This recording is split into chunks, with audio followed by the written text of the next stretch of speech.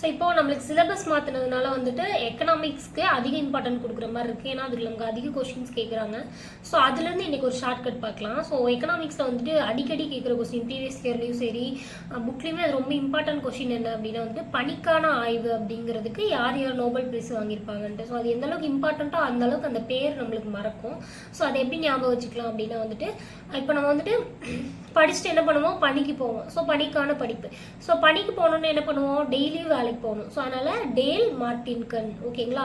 So daily வேலைக்கு போவோம். So நம்ம டெய்லியுமே வேலைக்கு போயிட்டு இருக்கோம் அப்படின்னா நமக்கு எப்போ லீவு கிடைக்கும், கிறிஸ்மஸ் அன்னைக்கு லீவு கிடைக்கும். ஸோ அதனால் கிறிஸ்டோபர் ஃபிசாரிட்டஸ், ஓகேங்களா. ஸோ நம்ம வேலைக்கு போய் சம்பாரிச்சு என்ன வாங்குவோம், டைமண்ட் வாங்குவோம், ஓகேங்களா. ஸோ அதனால் டைமண்ட், ஓகேங்களா. இப்படி ஞாபகம் வச்சுக்கோங்க. ஸோ வேலைக்கு போகிறோம், டெய்லியும் போகிறோம், கிறிஸ்மஸ் அன்னைக்கு லீவு கிடைக்கும். ஸோ அந்த சம்பளத்தை வச்சு டைமண்ட் வாங்குறோம் அப்படின்னு ஞாபகம் வச்சுக்கோங்க, ஓகேங்களா. ஸோ இந்த மாதிரி ஷார்ட்கட் வேணும் அப்படின்னா கமெண்ட்ல எஸ் போடுங்க. இல்லை கப் ஆஃப் மோட்டிவேஷன் வேணும்னா கப் ஆஃப் மோட்டிவேஷன் போடுங்க.